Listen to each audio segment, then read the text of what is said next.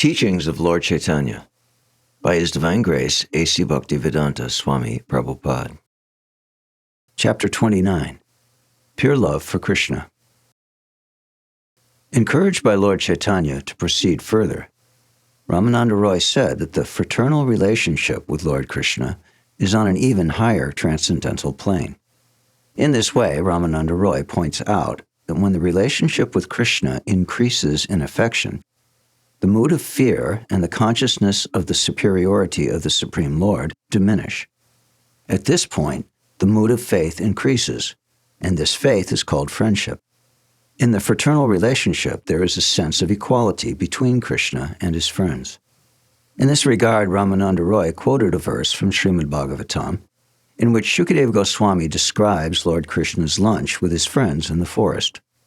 Lord Krishna and his friends went to the forest to play with the cows, and it is said that the boys who accompanied Krishna enjoyed transcendental friendship with the Supreme Personality of Godhead. The Supreme Lord is considered to be the impersonal Brahman by great sages, the Supreme Personality of Godhead by the devotees, and an ordinary human being by common men. Lord Caitanya appreciated this statement very much, yet he said, "You can go even further." Being so requested, Ramananda Roy then stated that the paternal relationship with Krishna is a still higher transcendental position. When the affection of the fraternal relationship increases, it develops into the paternal relationship that is found between father and son. Regarding this, Ramananda Roy quoted a verse from Srimad Bhagavatam, wherein Maharaj Pariksit inquired from Shukadeva Goswami about the magnitude of righteous activity performed by Yashoda, the mother of Krishna, enabling her to be called mother and her breast be sucked by the Supreme Personality of Godhead. He also quoted another verse from Srimad Bhagavatam in which it is stated that Yashoda received such incomparable mercy from the Supreme Personality of Godhead that it cannot even be compared to the mercy received by Brahma, the first created living being, or by Lord Shiva, or even by the goddess of fortune, Lakshmi, who is always situated on the chest of Lord Vishnu. Lord Caitanya then asked Ramananda Roy to proceed further in order to come to the point of conjugal love. Understanding the mind of Lord Caitanya, Ramananda Roy immediately answered that it was indeed conjugal love with Krishna that constituted the highest relationship. In other words, intimate relationships with Krishna develop from an ordinary conception of the Supreme Personality of Godhead to the conception of master and servant, and when this becomes confidential, it develops into a friendly relationship. And when this relationship further develops, it becomes paternal. And when this develops to the highest point of love and affection, it is known as conjugal love with the Supreme Lord. Ramananda Roy quoted another verse from Srimad Bhagavatam, stating that the transcendental mode of ecstasy exhibited during the rasa dance between the gopis and Krishna was never relished even by the goddess of fortune, who is always situated on the chest of the Lord in the spiritual kingdom. And what to speak of the experience of ordinary women? Ramananda Roy then explained the gradual process by which pure love for Krishna is developed. He pointed out that the living entity is related to the Supreme Personality of Godhead in one of the relationships just suitable for him. Actually, relationships with the Supreme Lord begin with the master and servant relationship and further develop into friendship, paternal love, and conjugal love. One who attains this particular relationship with the Supreme Personality of Godhead should be known to be in the best relationship for him. But when these transcendental relationships are studied, it can be seen that the neutral stage of realization, Brahma-bhuta, is the first.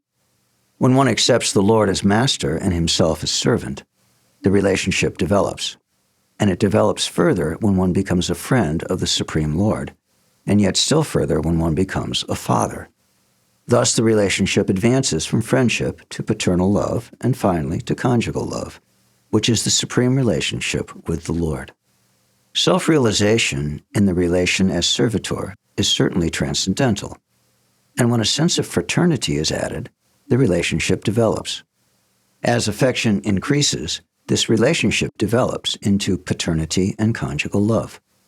Ramananda Roy quoted a verse from Bhakti Rasamrita Sindhu stating that spiritual affection for the Supreme Lord is transcendental in all cases, but the individual devotee has a specific aptitude for a particular relationship, and that relationship is more relishable for him than the others.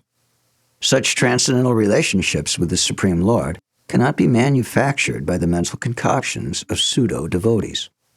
In Bhakti Rasamrita Sindhu, Rupa Goswami has stated that devotional service that makes no reference to Vedic scriptures or Vedic literatures, and that does not follow the principles set forth therein, can never be approved. Sri Bhaktisiddhanta Saraswati Goswami Maharaj has also remarked that professional spiritual masters, professional Bhagavatam reciters, professional kirtan performers, and those engaged in self-concocted devotional service cannot be accepted. In India, there are various professional communities known as Aula, Vaula, Kartabaj, Neda Daravesh, Snai, Atibadi, Charutari, and Gauranganagari. A member of the Bentor Goswami Society, or the caste called Goswami, cannot be accepted as a descendant of the 6 original Goswamis. Nor can so-called devotees who manufacture songs about Lord Caitanya, nor those who are professional priests or paid reciters be accepted. One who does not follow the principles of Pancharatra, or one who is an impersonalist or addicted to sex life, cannot be compared with those who have dedicated their lives to the service of Krishna. A pure devotee who is always engaged in Krishna consciousness can sacrifice everything for the service of the Lord. One who has dedicated his life to the service of Lord Caitanya, Krishna, and the spiritual master, or a person who is following the principles of householder life, as well as one following the principles of the renounced life in the order of Chaitanya Mahāprabhu, is a devotee and cannot be compared to professional men. When one is freed from all material contaminations, any one of the relationships with Krishna is transcendentally relishable. Unfortunately, those who are inexperienced in the transcendental science cannot appreciate the different relationships with the Supreme Lord. They think that all such relationships arise from Maya. Chaitanya-caritāmṛta states that earth, water, fire, air, and ether, the 5 gross elements, are developed from subtle forms to grosser forms.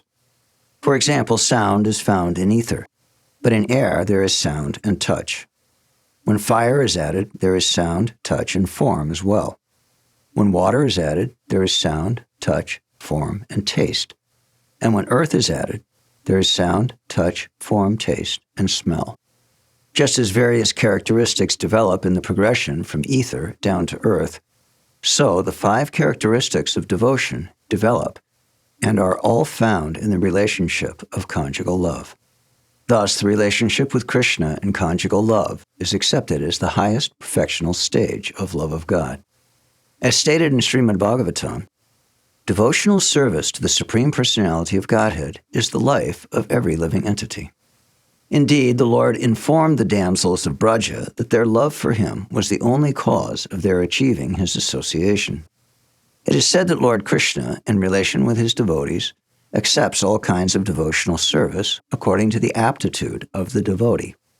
In this way, Krishna reciprocates to a devotee's needs.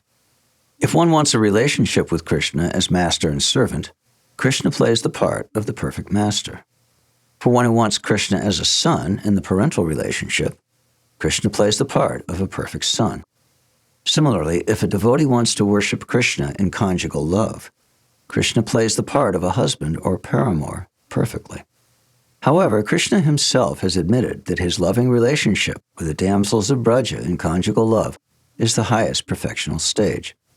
In Srimad Bhagavatam, Krishna told the gopis, Naparayeham niravadya samyujam swasadu krityam vibudha yu shapiva yama bhajan durjaya geha shrinkala samvrishtya tadva pratiyatu sadhuna.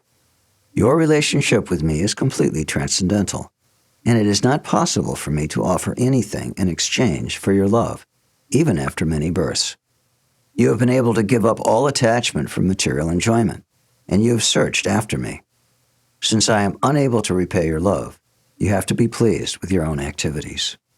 Srila Bhaktisiddhanta Saraswati Goswami Maharaj has remarked that there is a class of common men who claim that anyone and everyone can worship the Supreme Lord according to his own invented mode of worship, and still attain the Supreme Personality of Godhead.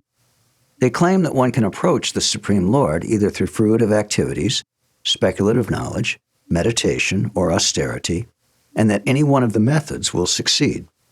They claim that one can accept many different paths and still reach the same place, and they maintain that the Supreme Absolute Truth may be worshipped either as the goddess Kali, or goddess Durga, or Lord Shiva, Ganesh, Ram, Hari, or Brahma. In short, they maintain that it does not matter how the Absolute Truth is addressed, for all names are one and the same. They give the example of a man with many names. If he is called by any one of those names, he will answer. Such views may be very pleasing to an ordinary person, but they are full of misconceptions. One who worships the demigods, motivated by material lust, cannot attain the Supreme Personality of Godhead. If one worships the demigods, the external energy of the Lord can award some results. But this is not to say that one can attain the Supreme Lord by such worship. Indeed, their worship is discouraged in Bhagavad Gita. Antavat tu palam te sham, tad bhavat yalpa medasam. Devan deva yajo yanti, mad bhakta yanti mam api. Men of small intelligence worship the demigods, and their fruits are limited and temporary. Those who worship the demigods go to the planets of the demigods, but my devotees ultimately reach my supreme planet. Thus, the Supreme Lord awards the benediction of his association only to those who worship him, and not to those who worship the demigods.